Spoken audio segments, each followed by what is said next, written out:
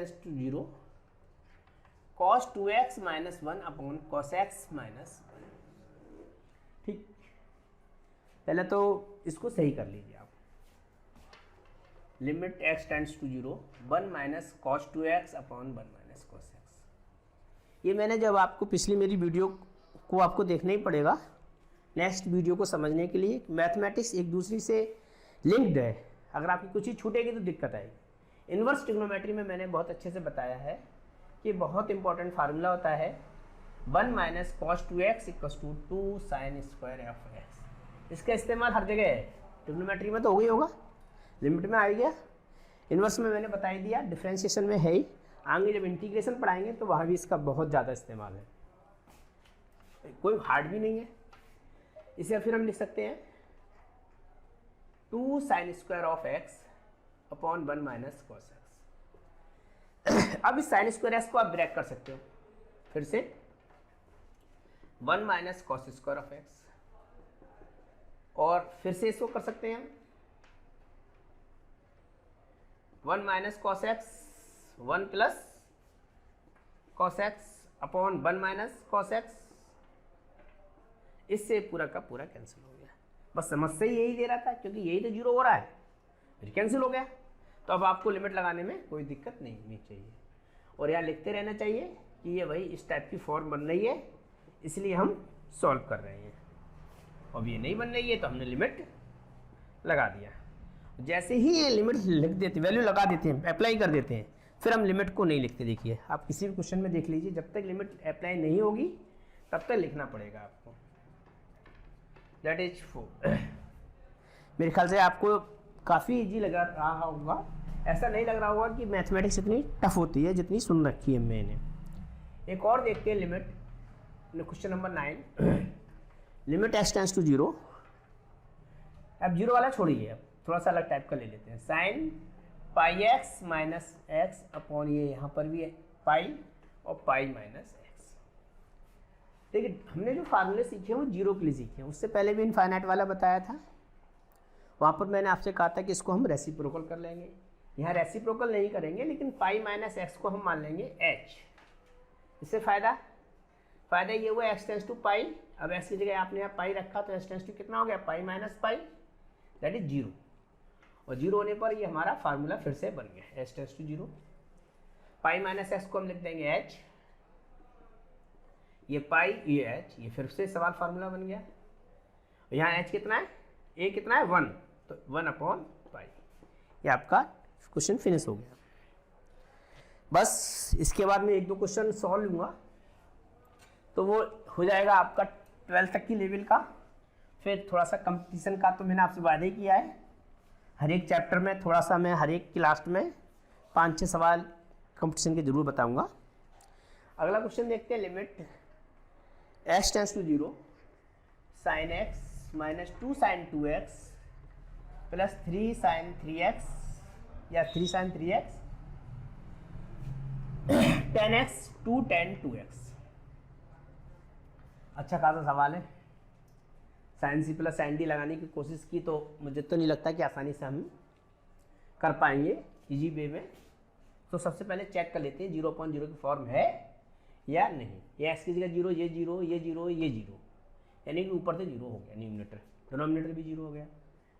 तो बेटर क्या है, थोड़ी देर पहले ही मैंने आपसे कहा था कि हमेशा इसमें x का डिवाइड कर दीजिए, जहाँ आपको साइन x दिखाई दे फ्री, इस टाइप की जो भी फॉर्म बने ये मैंने x का डिवाइड कर दिया। अब चूंकि न्यूमरेटर में क्या है तो डिनोमिनेटर में भी करना पड़ेगा हमें।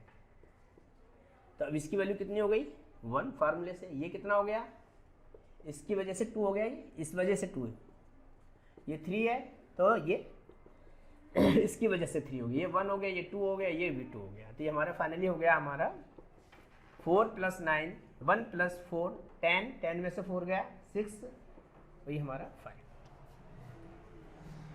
अब एक फार्मूला और है, शायद 5 नंबर का होगा, limit x tends to 0 a⁻x - x = log। यहाँ तक के तो 11th में है। अब 11th के बाद की जरा थोड़ा सा कंपटीशन लेवल का हम देख लें तो एक फार्मूला है आपका, है तो बहुत, x tends to 0 1 plus lambda x की पावर 1 अपॉन एक्स बराबर e की पावर लैम्डा। ये फॉर्म है 1 की पावर इनफाइनाइट के लिए शॉर्टकट है। कहने का मतलब है अगर मैंने यहाँ x की जगह 0 रखा होता तो ये कितना बनता 1 और ये 1 की पावर इनफाइनाइट। तो ऐसी पोजीशन में e टू दी पावर इन दोनों का मल्टीपल होता है, यानी कि x का जो भी कोफिशिएंट है वो आ जाएगा। अब मैं इनकी प्रैक्टिस आपको करा देता हूँ जिससे कि अच्छे से समझ में आ जाए।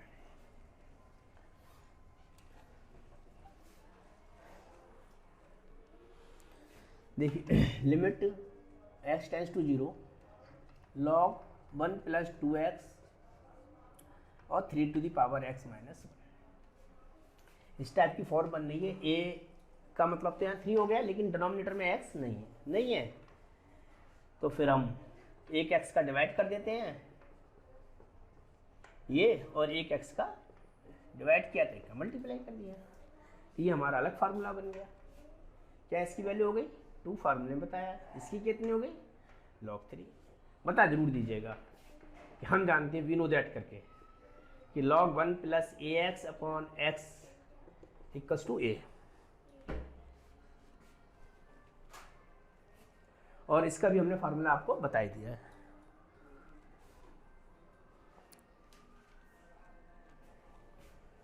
अब अगला देखते हैं। इसी फार्मूले का अप्लाई करना दिखा रहे हैं हम आपको। लिमिट x टेंस टू 0, कुछ नंबर हो सकते हैं आगे पीछे हो जाए तो मुझको ध्यान नहीं रहता है। पिछला कौन सा क्वेश्चन था 1 प्लस या 1 माइनस अपॉन एक्स और ये x है वैसे ही फार्मूला लेकिन इसमें मैंने काफ़ी चेंज कर दिया। ये 0 लिखा है, ये इनफाइनाइट लिख दिया, यहाँ पावर अपॉन में थी यहाँ सीधी रख दी जिससे कि अच्छे से कन्फ्यूजन क्रिएट हो कि भाई ये लगेगा कैसे, लेकिन लगेगा यही। क्योंकि आप देखिए आपने x की जगह जैसे इनफाइनाइट लगाया तो ये हो गया 1 माइनस 0 की पावर इनफाइनाइट यानी कि 1 की पावर इनफाइनाइट। और 1 की पावर इनफाइनाइट के केस में मैंने आपसे ये भी बोला है, ये है क्या लिखा जाएगा e की पावर इन दोनों का प्रोडक्ट। तो क्या हो जाएगा माइनस के 1 अपॉन एक्स और x, ये से कट गया e की power minus 1 that is 1 upon e। अभी ये थोड़ा सा इजी है, एक और ले लेंगे इससे टफ तो बिल्कुल क्लियर हो जाएगा आपको कि क्या समझाना चाह रहे हैं। Limit x tends to infinite x plus 3 x plus 1 और इसकी भी कोई भी पावर हम लिख देते हैं x प्लस 2। ये सभी के सब क्वेश्चंस आए हुए हैं कंपटीशन में।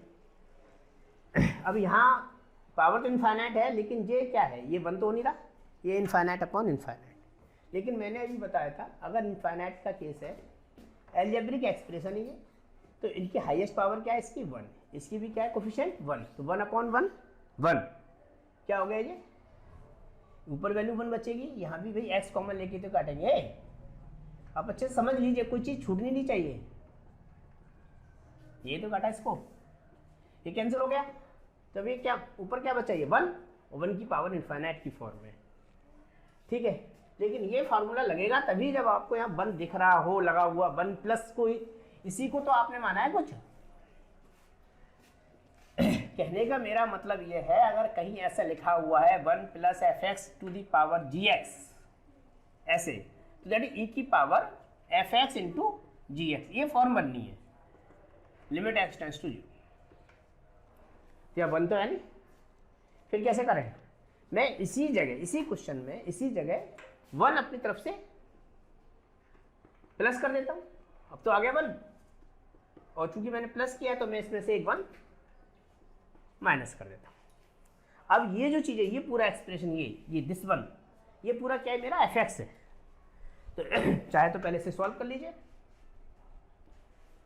1 प्लस एल्सियम लेंगे हम इसे तो कितना बचेगा x plus 3 minus x minus 1 upon x plus 1 और इस पूरे की पावर जो जाएगी वो x plus 2, x x cancel हो गया, क्या बचेगा 1 प्लस 2 की अपॉन ये। अब क्या वाला ये वाला फार्मूले की तरह ट्रीट कर देंगे। तो इससे कैसे लिखेंगे फिर limit x tends to infinite e to the power 2x plus 2 upon x plus 1, यही तो हो गया। इनफाइनाइट केस में वैसे ही बता चुका हूँ, जो भी x की हायर पावर है वो कॉमन लेके आप कैंसिल कर दीजिए, तो x कॉमन आ जाएगा। यहाँ भी बताया है, वो तो स्टेप लिखने वाली बात है। अगर स्टेप नहीं लिखना है तो इसकी पावर क्या है, कोफिशिएंट क्या 1, ये 1 आ जाएगी इसकी पूरे की वैल्यू।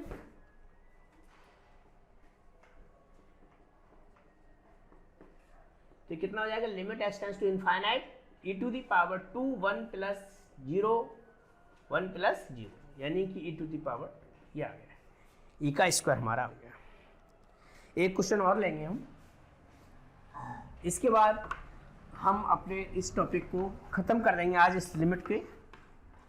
कोई दिक्कत है तो मेरे डिस्क्रिप्शन बॉक्स में कॉन्टैक्ट नंबर है, उसमें आप देखिए और उससे मुझसे पूछ सकते हैं, कोई दिक्कत नहीं है।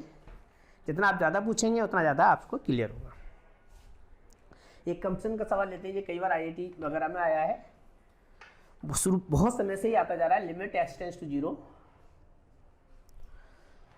0 two x square sec square of t x sine x, यह कभी तो ऐसे लिखा हुआ आ जाता है, इंटीग्रेशन लिखा हुआ इतना, जिससे कि क्लियर हो जाता है कि ये इंटीग्रेशन इसके लिए ही है।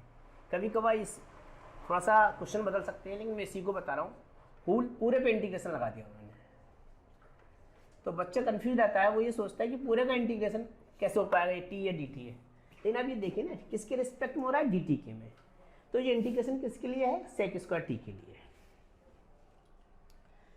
इसका भी तो आप इंटीग्रेशन कर सकते हो, क्योंकि इंटीग्रेटेड फंक्शन ऐसा है कि इसका इंटीग्रेशन हो सकता है, लेकिन थोड़ा सा बदलने की देर है। यहाँ टी स्क्वायर कर दूंगा तो आपका इसका इंटीग्रेशन नहीं होगा। तो इसके लिए एक साइंटिस्ट हुए थे, क्या मैथमेटिशियन, क्या लेबनिज, LEBNIT, लेबनिज है, इसे लोग लेबनिटिज पढ़ते हैं, लेबनिटिज नहीं है, ये लेबनिज है। उन्होंने ये बताया, अगर कोई फंक्शन है x1 से लेकर x2 तक और fx dx, ये मैं मान ले रहा हूँ, और ये gx के बराबर लिख दिया, अगर मुझे इसका डिफरेंशिएशन करना है तो बिगर इंटीग्रेशन करें, इसका इंटीग्रेशन नहीं करेंगे लेकिन हम डिफरेंशिएशन कर देंगे। तो उन्होंने ये कहा कि अपर लिमिट लगा देते हैं x की जगह और अपर लिमिट का डिफरेंशिएशन कर देते हैं, फिर माइनस लोअर लिमिट लगा देते हैं और लोअर लिमिट का इंटीग्रेशन डिफरेंशिएशन कर देते हैं। तो हम इसी को यहाँ अप्लाई कर देंगे। मैं इंटीग्रेशन नहीं करना चाह रहा हूँ, इस चीज़ को सिखाना चाह रहा हूँ, क्योंकि मेरे नेक्स्ट क्वेश्चन में आप पर इंटीग्रेशन नहीं होगा, सॉल्व करने में दिक्कत आएगी। चलिए, तो क्या हो जाएगा, एल ऑप्टल से लगाएंगे हम यहाँ पर, तो अपर लिमिट का डिफरेंशिएशन कितना हो जाएगा इसके हिसाब से देखिए आप, और अपर लिमिट, पहले अपर लिमिट लगा दी हमने, मान लीजिए सेक स्क्वायर एक्स स्क्वायर, फिर अपर लिमिट का डिफरेंशिएशन 2x, लोअर तो 0 हो गया पूरा, ये 0 है, इसका डिफरेंशिएशन वगैरह कुछ करने की जरूरत ही नहीं है। एल ऑप्टल में क्या होता है, ऊपर का ऊपर डिफरेंशिएशन और डिनोमिनेटर का डिनोमिनेटर का। अब इसका करेंगे x का 1 साइन x, साइन x का कॉस x। अभी फिर वही सवाल आ गया, साइन x फ्री है, क्या बताया था, अगर साइन x अकेला दिखता है तो हमें x का डिवाइड ऊपर कर देना चाहिए डिनोमिनेटर में और x का ही न्यूमिनेटर में। ये डिवाइड हो गया, इससे ये कैंसिल हो गया, इससे ये कैंसिल नहीं होगा, ये कैंसिल अलग बात है ना। तो ये 2 सेक स्क्वायर 0 का स्क्वायर लगाना चाह लगा लो, ये 1, ये कॉस 0, सेक 0 कितना होता है 1, 1 प्लस 1, बस एक लास्ट क्वेश्चन, इसके साथ आज की क्लास हमारी ख़त्म हो जाएगी, फिनिश हो जाएगी, फिर नेक्स्ट टॉपिक लेंगे। लेकिन मेरा आपसे ये है कि आप इनको अच्छे से करिए, अपनी बुक्स के एग्जाम्पल्स भी लगाइए, जो भी बुक्स से आप पढ़ें इससे कोई मतलब नहीं है। अगला क्वेश्चन देखते हैं, उन्होंने कहा f such that r tends to r is a differentiable function, differentiable function, ठीक है।